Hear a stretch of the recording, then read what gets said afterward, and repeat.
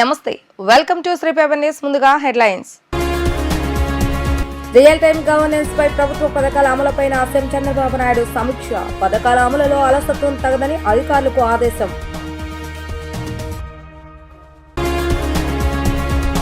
ప్రపంచ cancer day సందర్భంగా Manipal hospital కార్యక్రమంలో పాల్గొన్న సిపి రాజశేఖర్ బాబు. క్యాన్సర్ పై అవగాహన ఉంటే దానిని జయించడం సులువని వ్యాఖ్య. ప్రైవేటు పాఠశాలల యాజమాన్యాలతో మంత్రి నారా లోకేష్ సమావేశం. విద్యా వ్యవస్థలో మార్పులకు అందరి సహకారం కావాలని పిలుపు.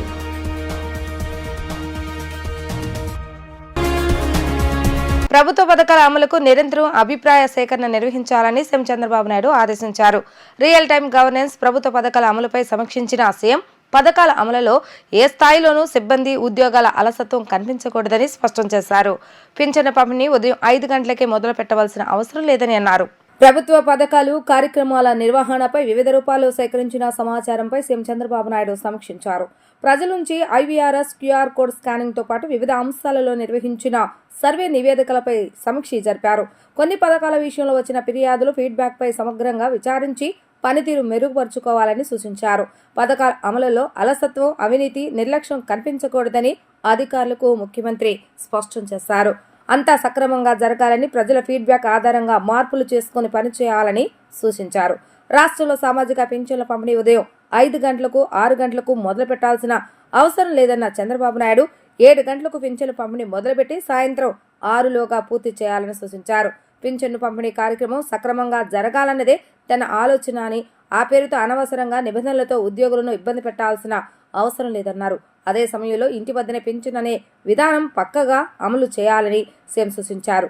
ఇంటి వద్దే కాకుండా వేరే ప్రదేశాలు పంపిణీ చేసినట్లు తేలితే కారణాలను విశ్లేషించాలని అన్నారు. ఉద్యోగులు లబ్ధిదారులతో గౌరవంగా వ్యవహరించాలని సీఎం సూచించారు. క్యాన్సర్ పై అవగాహన ఉంటే దానిని జయించడం సులువని విజయవాడ పోలీస్ కమిషనర్ రాజశేఖర్ బాబు అన్నారు. సమాజంలో క్యాన్సర్ పై ముందస్తు అవగాహన కార్యక్రమాలు నిర్వహిస్తే క్యాన్సర్ బారి నుండి బయటపడగలమని అన్నారు. ప్రపంచ క్యాన్సర్ డే సందర్భంగా తాడేపల్లిలోని మణిపాల్ హాస్పిటల్లో నిర్వహించిన కార్యక్రమానికి రాజశేఖర్ ముఖ్య అతిథిగా హాజరయ్యారు. క్యాన్సర్ ను జయించిన వారిని సిసి రాజశేఖర్ మణిపాల్ హాస్పిటల్ వైద్యులు సన్మానించారు. విజయవాడ పోలీస్ కమిషనర్ రాజశేఖర్ చెప్పారు. విజయవాడ పోలీస్ కమిషనర్ రాజశేఖర్ మీడియాతో మాట్లాడుతూ క్యాన్సర్ పై అవగాహన ఉంటే దానిని జయించడం సులువని అన్నారు. సమాజంలో క్యాన్సర్ పై ముందస్తు అవగాహన కార్యక్రమాలు నిర్వహిస్తే క్యాన్సర్ బారి నుండి బయటపడగలమని ధీమా వ్యక్తం చేశారు. పోలీసు కుటుంబాలకు త్వరలో క్యాన్సర్ పరీక్షలు నిర్వహిస్తామని సిపి రాజశేఖర్ బాబు తెలియజేశారు. మహిళలు వచ్చే క్యాన్సర్ వ్యాధులకు టీకాలు వేసిన ఏటా పరీక్షలు తప్పనిసరి అని క్యాన్సర్ వైద్య నిపుణుడు కృష్ణారెడ్డి తెలియజేశారు. అవేర్నెస్ ని స్ప్రెడ్ చేయాలా, అదేవిధంగా సమాజంలో క్యాన్సర్ పట్ల ఉన్న భయాలని తుంచేయాలా అనే ఉద్దేశంతో వారు ఈ కార్యక్రమం చేపట్టడం చాలా బాగా ఉంది. ఈరోజు కొందరు సర్వైవర్స్ బ్రాండ్ అంబాసిడర్స్గా కొంత ఈరోజు వారు తమ స్పీచ్ ఇవ్వడం జరిగింది. ఇలాగా కొన్ని మోటివేషన్ ప్రోగ్రామ్స్, అదేవిధంగా కొంత అవేర్నెస్ ప్రోగ్రామ్స్ సమాజంలో క్రియేట్ చేస్తే టెస్టింగ్లో రెగ్యులర్గా చెకప్ చేసుకోవడము, లేదంటే ఒకవేళ క్యాన్సర్ వచ్చినా కూడా భయపడకుండా ముందుకు వెళ్ళడం అనేది ఈరోజు చాలా ఇంపార్టెంట్. సో దానికి మణిపాల్ హాస్పిటల్స్ వారు తీసుకున్న చర్యల్ని నేను అభినందిస్తున్నాను. కనీసం ఈరోజు వరల్డ్ క్యాన్సర్ డేలో కొందరైనా కూడా ఈరోజు కొంత అవేర్నెస్ పొంది టెస్టింగ్స్ చేసుకుంటే బాగుంటుందని చెప్పి నా సలహా. Thank you. కుటుంబాలకు కూడా ప్లాన్ చేస్తున్నాము. త్వరలోనే ఒక క్యాన్సర్ స్క్రీనింగ్ టెస్ట్ కూడా ప్లాన్ చేస్తున్నాం. కొన్ని హాస్పిటల్స్ కూడా మా దగ్గరకు వస్తున్నాయి.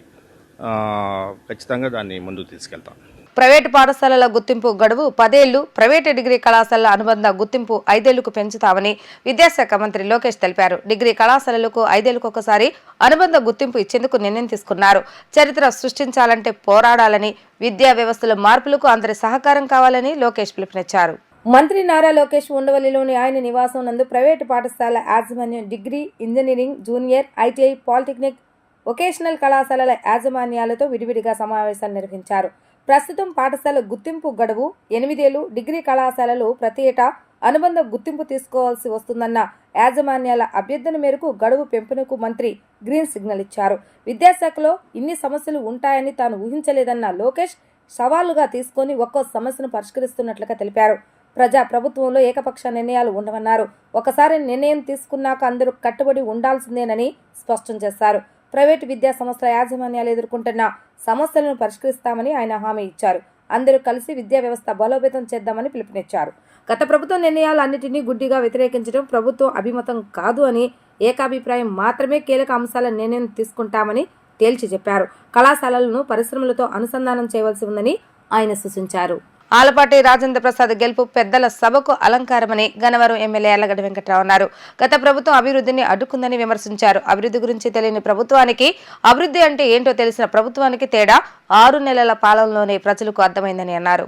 ఉమ్మడి కృష్ణా గుంటూరు పట్టభద్రుల నియోజకవర్గ శాసనమండలి ఎన్నికల్లో పోటీ చేసిన కూటమి అభ్యర్థి ఆలపాటి రాజేంద్ర ప్రసాద్ను బలపరుస్తూ పోరంకిలోని మురళి రిసార్ట్స్ లో ప్రభుత్వ విప్ ఎమ్మెల్యే యార్లగడ్డ వెంకట్రావు అధ్యక్షతన గన్నవరం పట్టభద్రుల ఆత్మీయ సమావేశాన్ని నిర్వహించారు.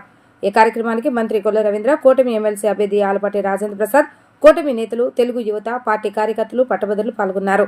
ఈ సందర్భంగా ఎమ్మెల్యే యార్లగడ్డ మాట్లాడుతూ మెజార్టీ ఓట్ల పోల్ అయ్యేలా తెలుగు యువత సభ్యులు పనిచేయాలని సూచించారు.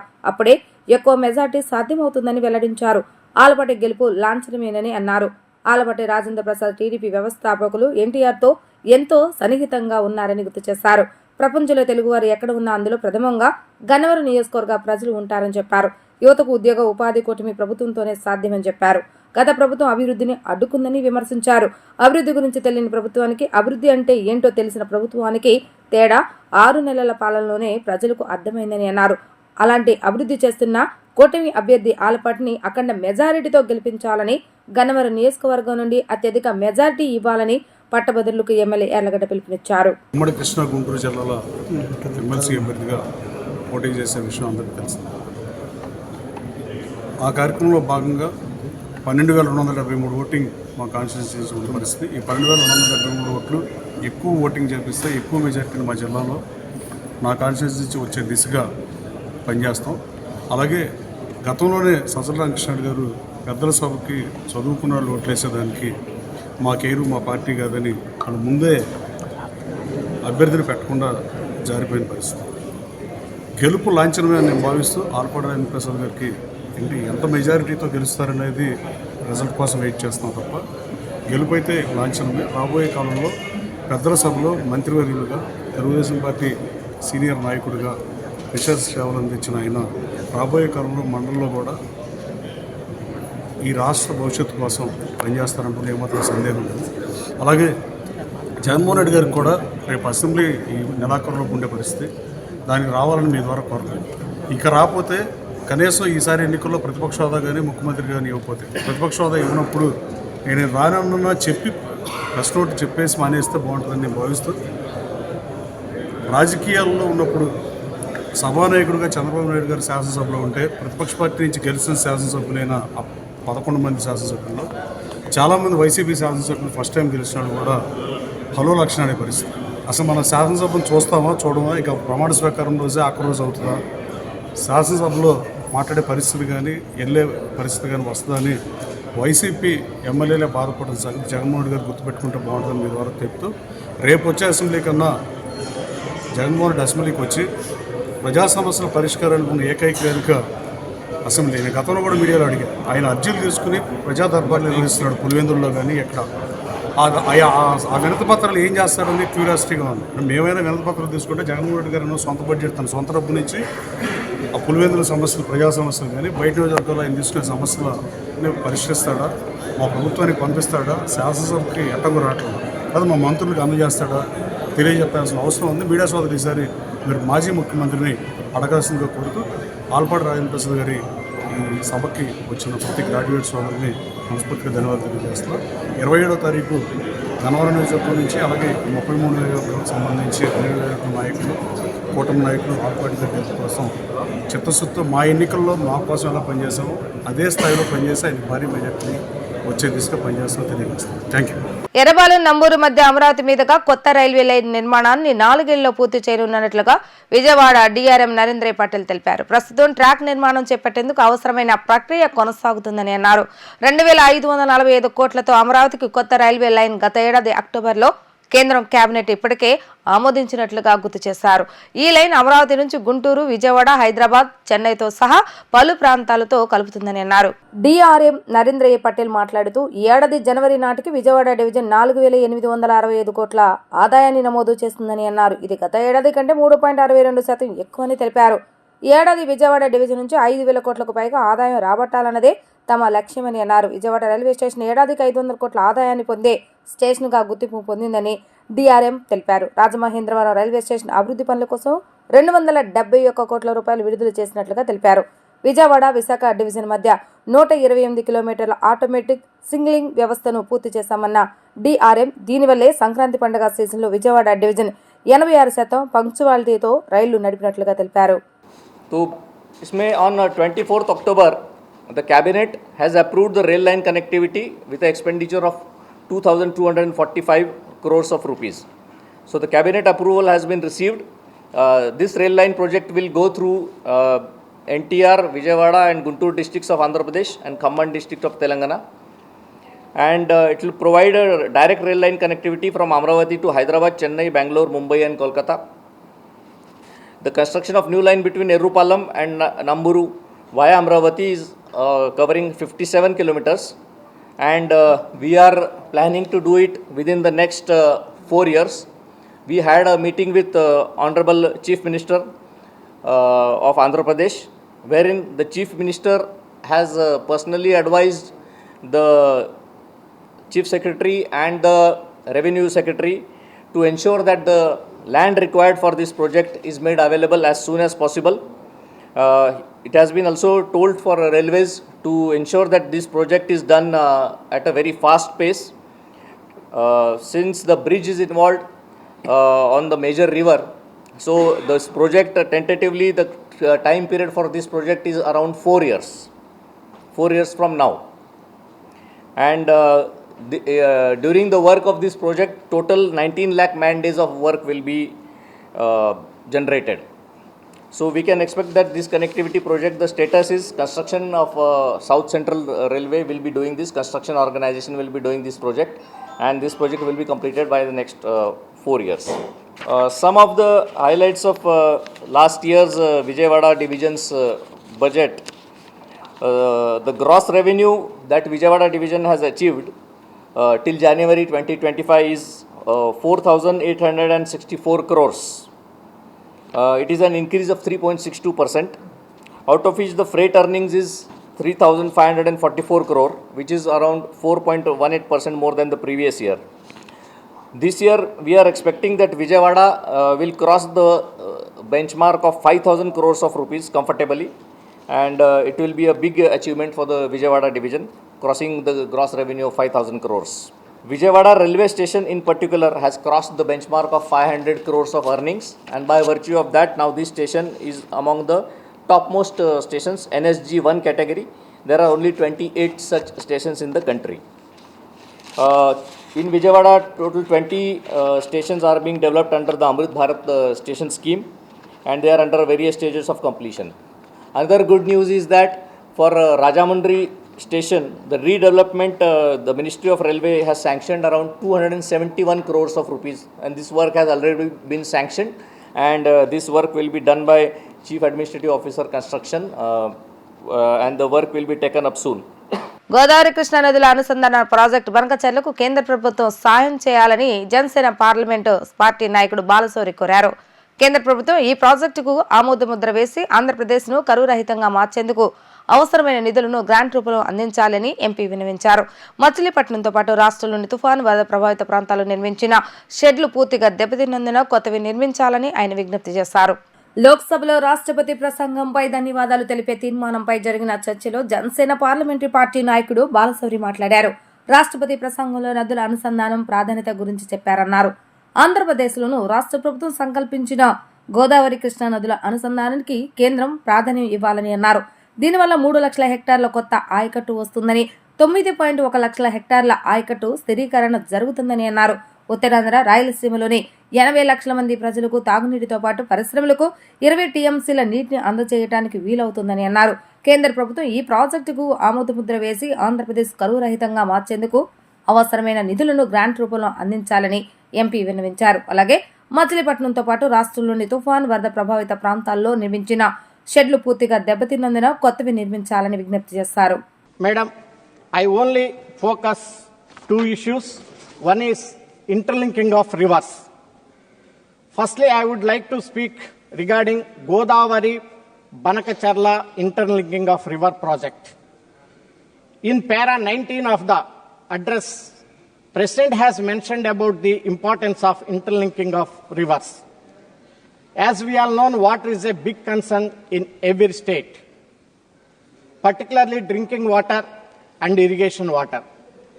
There is a drought situation in many states during the summer. This has to be taken up very seriously and immediately, Madam.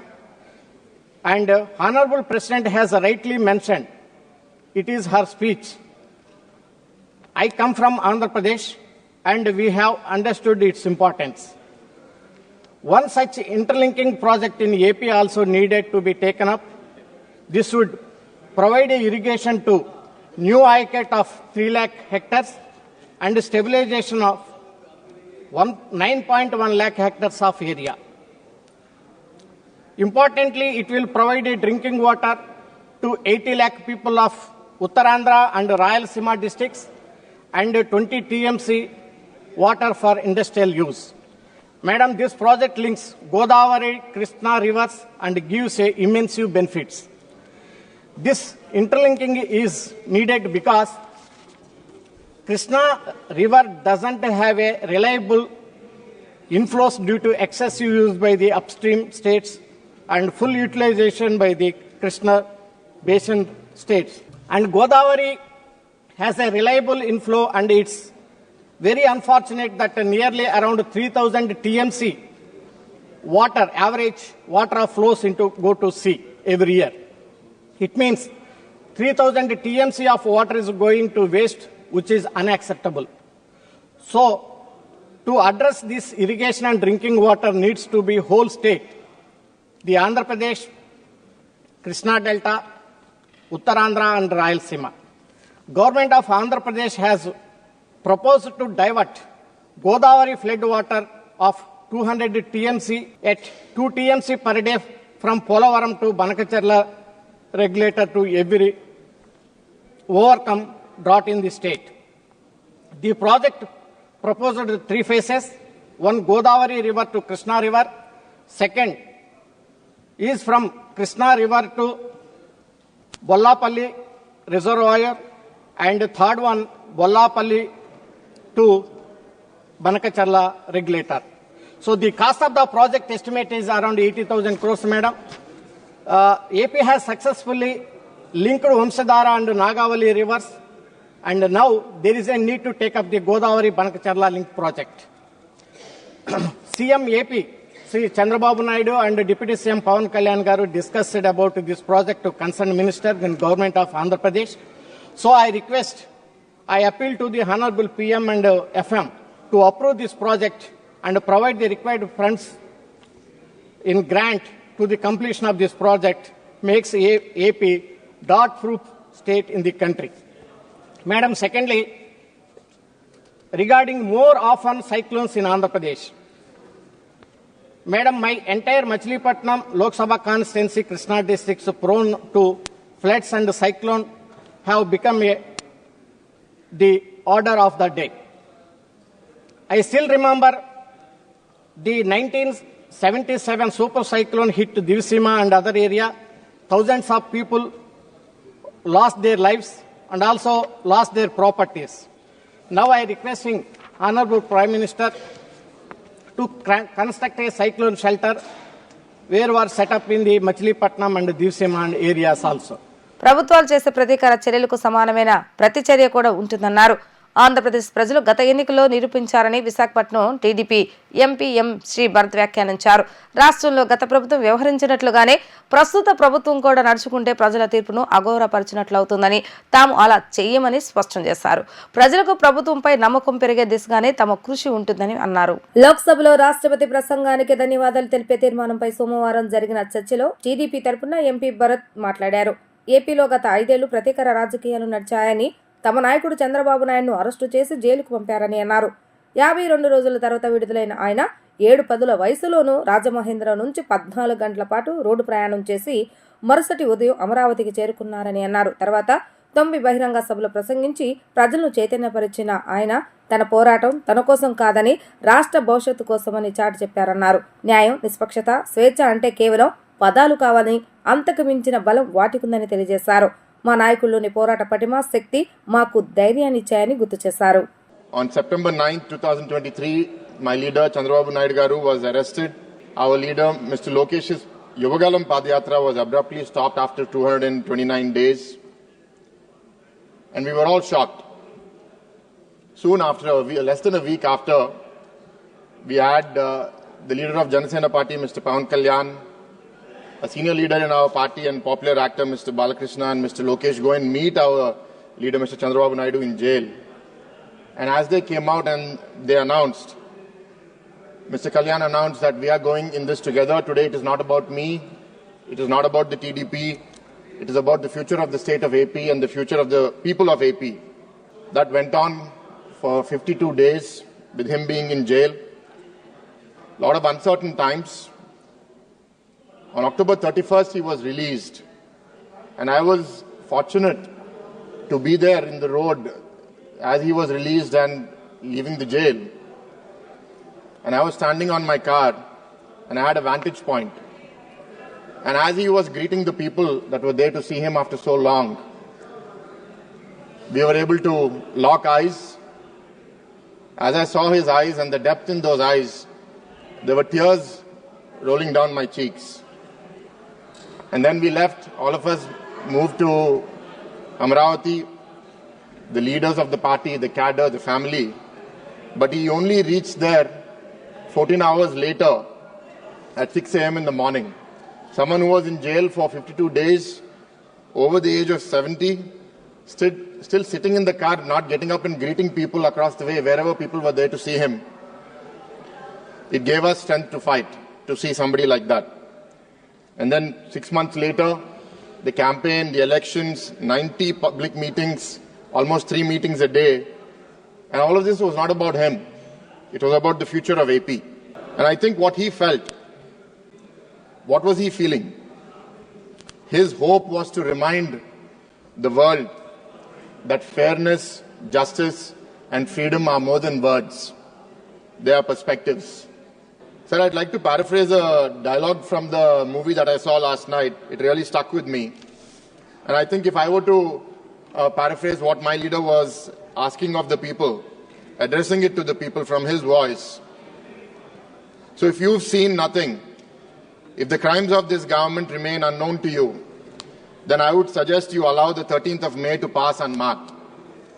But if you see what I see, if you feel as I feel, and if you would seek as I seek, then I ask you to stand beside me 6 months from today, outside your voting booth, and together we shall give them a 13th of May that shall never ever be forgotten.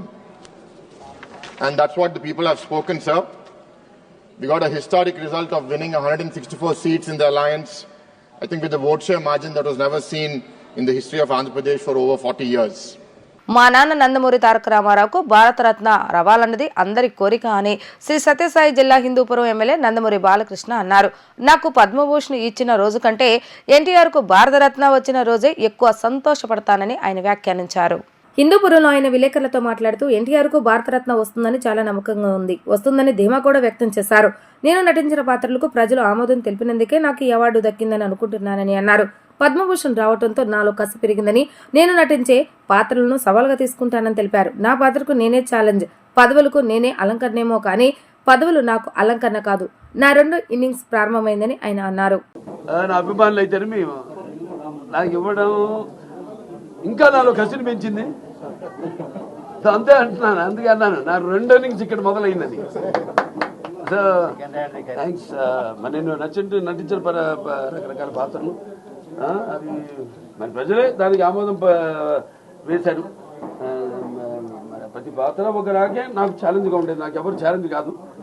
నా పాత్రే నాకు, ప్రతి పాత్ర challenge. నాకు ఆ ఛాలెంజ్లో నాకు నేనే అంతకంటాను. ఏంటి వీడికి అంతా తెలుసా అనుకుంటారు కొంతమంది నన్ను చూసి. నాకంటే తెలుసుకునేంత గొప్ప విద్య ఇంక వేరేది లేదని నేను అంటాను. అంటే నా గురించి నేనే తెలుసుకుంటున్నాను. ఎప్పుడు మనిషి ఒక దాంతో ఒక స్థాయితో తృప్తి పడటం కాదు, ఆ పైన ఇంకా ఇస్తున్నారు అవకాశం, దాన్ని ఇంకా ఎలా మనల్ని మనం పదును పెట్టుకోవాలి అన్న ఒక తపన ఉండాలి. ఆ తపనే నన్ను నడిపిస్తుంది. అదే పుణ్య దంపతుల అమ్మగారు నాన్నగారు ఆశీస్సులు, ఆ కళమ్మ తల్లి ఆశీస్సులు, ప్రేక్షక దేవుళ్ళ ప్రోత్సాహం. తప్పకుండా అండి, వస్తుంది కూడా. అదే అందరి కోరికమ్మా, అందరి కోరిక. అప్పటిదాకా అది వచ్చేదాకా కూడా నాకు ఈ పద్మభూషణలు ఇవన్నీ నేను అంటాను కదా, ఇప్పుడు పదవులకు నేను అలంకారం కానీ పదవులు నాకు అలంకారం కాదని. రామారావుకి భారతరత్న వచ్చే వరకు అది రావాలని వస్తుంది తప్పకుండా, అది అలాగే ఉంటుంది. ఆకలి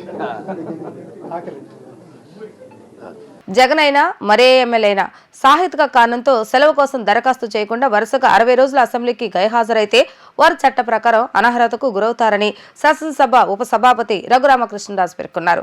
వరుసగా శాసనసభకు గైహాజరయ్యే వారిపై చర్యలు తీసుకోవడానికి చట్టంలో నిబంధనలు అవకాశం కల్పిస్తున్నాయని ఆయన తెలిపారు. రాష్ట్రంలో మొదటిసారి ఎన్నికైన ఎమ్మెల్యేలకు ఈ నెలలో నిర్వహించబోయే శిక్షణా తరగతుల కార్యక్రమానికి లోక్సభ స్పీకర్ ఓం బిర్లాను ఆహ్వానించేందుకు రాష్ట్ర శాసనసభ ఉపసభాపతి రఘురామకృష్ణరాజు ఢిల్లీ వెళ్లారు. ఈ సందర్భంగా సభకు గైహాజరవుతున్న వైసీపీ అధినేత జగన్ పై రఘురామకృష్ణరాజు స్పందించారు. ఈ సందర్భంగా ఆయన మాట్లాడుతూ, జగన్ గత 5 ఏళ్లలో ముందుగా రికార్డ్ చేసిన ప్రెస్ మీట్లు తప్ప నేరుగా మీడియాను కలిసిన పాపాన పోలేదని ఎద్దేవా చేశారు. ఇప్పుడు అసెంబ్లీ సమావేశాలు జరిగేటప్పుడు మీడియా ముందు కొంత ఎక్కువగా కనిపిస్తున్నారని అన్నారు. ఒక శాసనసభ్యుడిగా అసెంబ్లీకి వచ్చి తన భావాలను వ్యక్తపరిస్తే ఆయనకు గౌరవం ఉంటుందని తెలిపారు. ప్రజాస్వామ్యంలో ప్రజలు ఎవరి గౌరవం కోసం మంకుపట్టు పడితే ఫలితం ఉండదని వెల్లడించారు. 60 రోజుల వ్యవధిలో సెలవులకు దరఖాస్తు చేస్తే పరిశీలిస్తారని, లేకుంటే 60 రోజులు దాటిన తర్వాత ఆయన ఆటోమేటిక్ గా ఎమ్మెల్యేగా అనర్హుడు అవుతారని పేర్కొన్నారు. పులివెందులకు ఉప ఎన్నిక వస్తుందని ఆయన వెల్లడించారు. నీచుడైనప్పటికీ కూడా అతను మహానుభావుడని చెప్పి కీర్తించే దుష్ట సంస్కృతి ఇంకా రాలేదు అని నేను విశ్వసిస్తున్నా. ఇంకా రాలేదు అని నా విశ్వాసం. రాకూడదని కూడా చెప్పేసరికి ఆశించక చేస్తాం. ఆశిస్తున్నా. రఘురామకృష్ణ గారు అసెంబ్లీ స్పీకర్ స్థానంలో ఉండగా జగన్మోహన్ రెడ్డి గారు అసెంబ్లీకి వస్తే ఎలా ఉంటుందని చూడాలని చాలా మంది ఎదురు చూస్తూ ఉన్నారు. జగన్మోహన్ రెడ్డి గారు అసెంబ్లీకి వచ్చే అవకాశం ఉందా? ఏంటి అసలు ఆ డెవలప్మెంట్స్ ఏమన్నా? జగన్మోహన్ రెడ్డి గారు అసెంబ్లీకి వస్తే డెఫినెట్గా ఆయన ఎప్పుడు మీడియాకి గతంలో దొరికేవారు కాదు. 5 ఏళ్ళు ఎప్పుడు మీడియా ఏదో ప్రీ రికార్డెడ్ అలాంటి అప్పుడప్పుడు వదిలేవారు తప్ప మీడియాని కలిసిన పాపాను పోలా. ఇప్పుడు మీడియాకైతే అసెంబ్లీ సమావేశాలు జరుగుతూ ఉంటే కొంచెం ఎక్కువగా కనపడుతున్నారు. మామూలుగా కూడా వారానికి ఒకసారి 10 రోజులకు ఒకసారి మీడియా కనపడుతున్నారు. ఆయన ఎన్నికైంది ఒక శాసనసభ్యునిగా ఎన్నికయ్యారు కాబట్టి శాసన సభ్యుడిగా ఆయన అసెంబ్లీకి వచ్చి ఆయన మనోభావాలు ఏమన్నా ఉన్నా అక్కడ వెంటిలేట్ చేస్తే అది ఆయనకి మరి కాస్త గౌరవంగా ఉంటుంది. ప్రజాస్వామ్యంలో ప్రజలు ఇవ్వని గౌరవాన్ని మరి ఏదో మొక్కుపట్టు పట్టి బట్ ప్రజలు ఇవ్వలేదు. ప్రతిపక్ష హోదా ఎవరు ఇస్తారండి? స్పీకర్ గారు ఇస్తారా? ముఖ్యమంత్రి గారు ఇస్తారా? ప్రభుత్వం ఇస్తుందా? మాకు బుక్ ఉంది ప్రతిపక్ష హోదా అంటే. మరి కొన్ని చోట్ల బుక్లో లేకపోతే we go by the customs. మనకున్న కస్టమరీ ప్రకారం ఇప్పుడు 52 నుంచి కూడా లోక్సభలో ఫాలో అయింది. 10% ఆఫ్ ది మెంబర్స్ ఉంటే అది eligibility for leader of the opposition అని చెప్పి ఉంది. అది ఆయనకి తెలుసు, జగన్మోహన్ రెడ్డి గారికి కూడా తెలుసు. మరి తెలిసి ఇలాగా ప్రజలు తిరస్కరించారు, మనం ఏం చేస్తాం?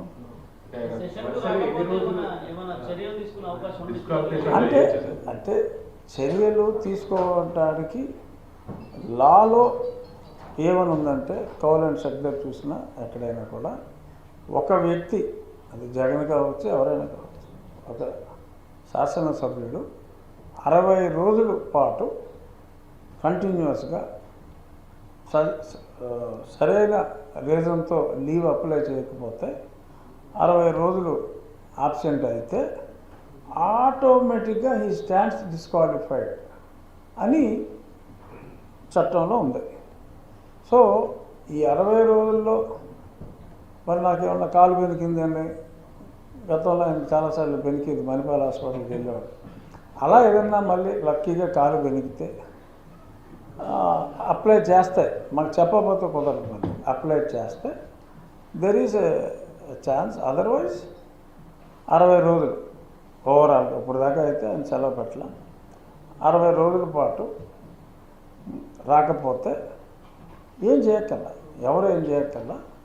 ద లాసెస్ ఈజ్ ఆటోమేటిక్గా ఆయన నేను కోర్టులో కేసు వేసాను, నాకు ఈ పోస్ట్ కావాలని చెప్పి కేసు వేసాను అంచేత అది కుదరదు అంటానికి లేదు. అప్పుడు 60 రోజులు ఆయన రాకపోతే పులివెందులకు బై ఎలక్షన్ వస్తుంది. వార్తలు ముగించే ముందు హెడ్లైన్స్ మరొకసారి. రియల్ టైమ్ గవర్నెన్స్ పై ప్రభుత్వ పథకాల అమలుపై సీఎం చంద్రబాబు నాయుడు సమీక్ష.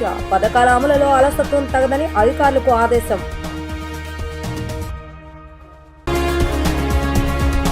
ప్రపంచ క్యాన్సర్ డే సందర్భంగా మణిపాల్ హాస్పిటల్ కార్యక్రమంలో పాల్గొన్న సిపి రాజశేఖర్ బాబు. క్యాన్సర్ పై అవగాహన ఉంటే దానిని జయించడం సులువని వ్యాఖ్య. ప్రైవేటు పాఠశాలల యాజమాన్యాలతో మంత్రి నారా లోకేష్ సమావేశం. విద్యా వ్యవస్థలో మార్పులకు అందరి సహకారం కావాలని పిలుపు.